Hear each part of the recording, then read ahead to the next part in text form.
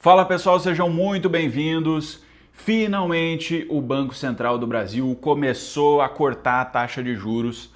A Selic estava em 15% ao ano e agora ela reduziu, foi cortada em 0,25%, então agora ela está em 14,75%.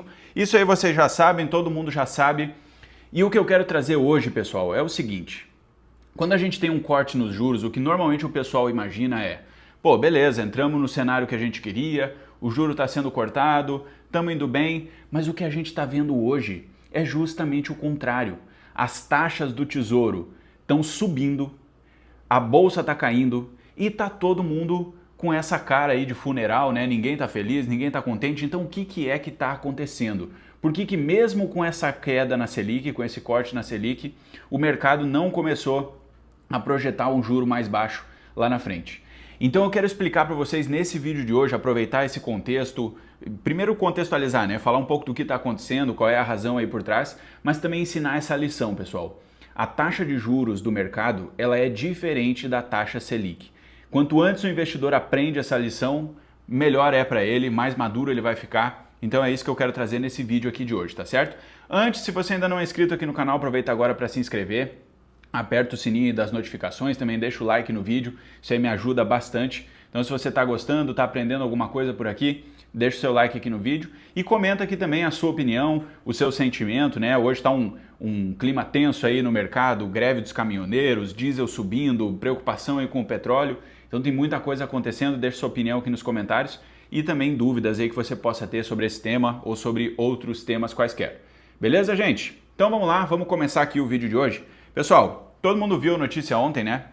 Selic caiu, né? Foi cortada, agora está 14,75. A primeira coisa que o pessoal se perguntou foi o seguinte, né? Pô, um corte aí ó, de 0,25, a gente esperava mais, né? Qual era a leitura que se tinha, né? Qual era a narrativa que estava sendo construída pelo mercado? A gente já sabe que o Banco Central ele utiliza a taxa Selic, né? A taxa básica de juros, para conter o efeito da inflação. A inflação tinha voltado para a meta, né? Nos últimos 12 meses aí ela estava em torno de 3,91, que é dentro da banda da meta, né? O limite máximo do Banco Central é 4,5% ao ano. Então a inflação estava na meta, estava tudo convergindo. A leitura que se tinha, né, fazendo uma analogia, é de que a Selic foi um remédio amargo, né? Um remédio em altas doses que o Banco Central administrou na economia para que a inflação ficasse controlada. E a leitura é, ó, isso aí já surtiu efeito, a doença que é a inflação, ela já está minimamente controlada, né? O efeito já está surgindo. Então, o mercado, né, os economistas, o pessoal que projeta aí o futuro, já estava tentando entender assim, olha, já dá para o Banco Central fazer um corte maior, ele pode cortar 0,5%, ele pode cortar 0,75%, né? E a gente viu um corte, então, um pouco mais tímido, né? E isso aí, obviamente, né, pessoal, tem tudo a ver com o contexto atual de guerra no Oriente Médio e do preço do petróleo disparando.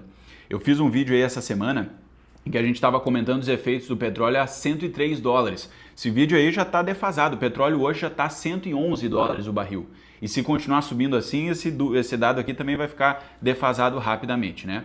Então, gente, o negócio é o seguinte, o petróleo continua subindo, a preocupação com a inflação voltou, tá certo? Então, o Banco Central já colocou isso na decisão dele também, o corte já foi um pouco mais tímido.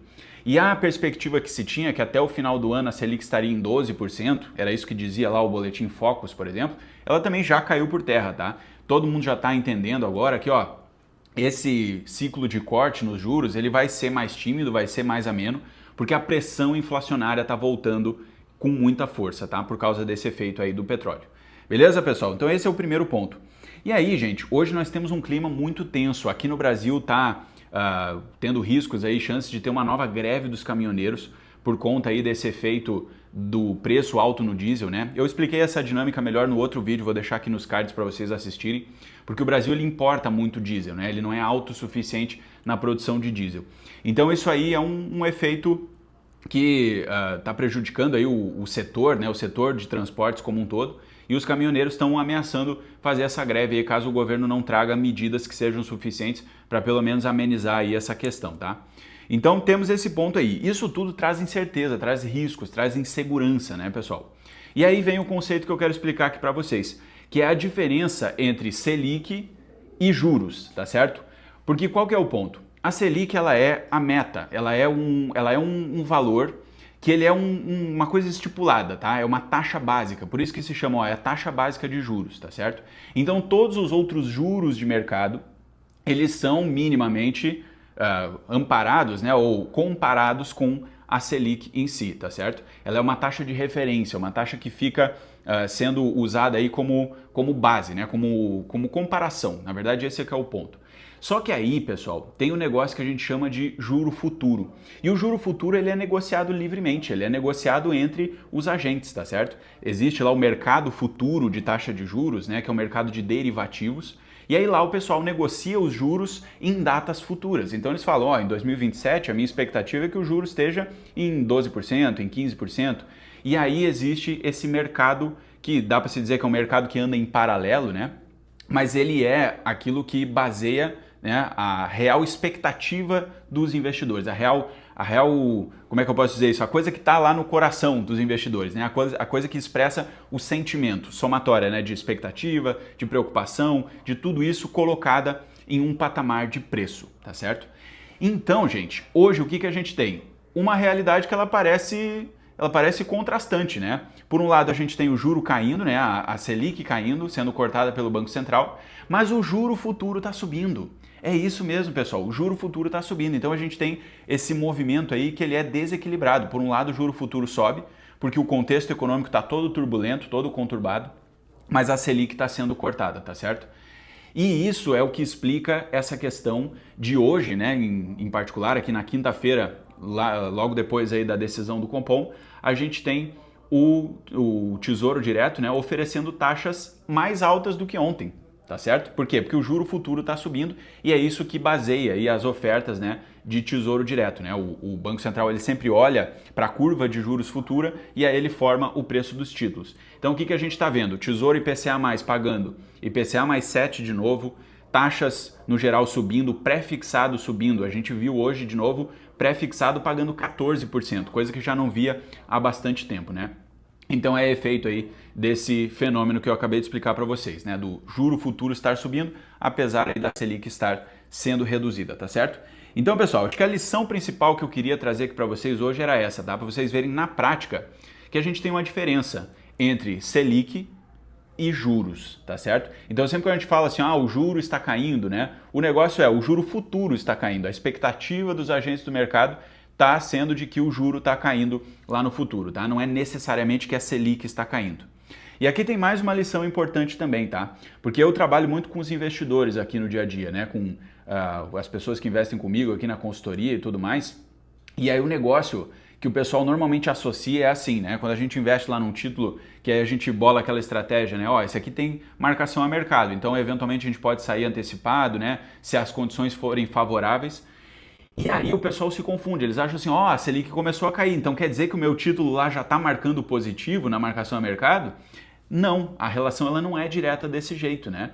Por quê? Porque quem define o preço do título é o juro futuro, não é a Selic de hoje. Então tem essa diferença. A gente pode inclusive observar uma marcação positiva nos títulos, né? A valorização deles pela marcação a mercado, mesmo quando a Selic continua igual, quando ela continua estacionada, quando ela continua alta ou até quando ela sobe eventualmente. Porque quem manda no preço dos títulos hoje é o juro futuro, né? A taxa de juro futura e não somente a taxa Selic aí, que é, na verdade, uma decisão, né? A taxa Selic ela é uma decisão e o juro futuro é um preço de mercado, tá certo? Essa diferença aqui é muito importante. Então, quando você se pergunta, né? Pô, o Copom cortou a Selic, mas o meu título aqui não marcou positivo na marcação do mercado. O que será que está acontecendo? Será que tem alguma coisa errada? Na verdade, não. É esse efeito aí que eu estou explicando, tá? Beleza, gente? Então, esse ponto aqui está claro, né? E aí, pessoal, só para a gente fechar aqui essa reflexão de hoje, então eu quero que vocês guardem esse aprendizado, tá? O juro, tá? A taxa de juros do mercado, ela é um preço, tá certo? E se ela é um preço, ela é um sistema de informação. E ela reflete o quê? Ela reflete as expectativas, ela reflete a insegurança, ela reflete os medos e os sentimentos como um todo dos agentes econômicos, tá? Então, se tem otimismo, euforia, né, e sentimentos positivos no geral, o juro futuro cai. Agora, se tem receio, incerteza, insegurança, medo, sentimentos negativos, o juro futuro sobe. Esse que é o efeito aí que a gente observa normalmente no mercado financeiro. Beleza, gente? Então por hoje é isso. Ficou um vídeo aqui um pouquinho mais curto. Acho que a lição era mais breve também que eu queria trazer. Se você gostou do vídeo, não esquece de deixar o seu like, se inscreve aqui no canal também, ativa o sininho das notificações e deixa aqui no comentário outros temas aí que eu posso trazer pra gente conversar também, tá certo? Muito obrigado por assistir até aqui, um grande abraço a todos e até a próxima.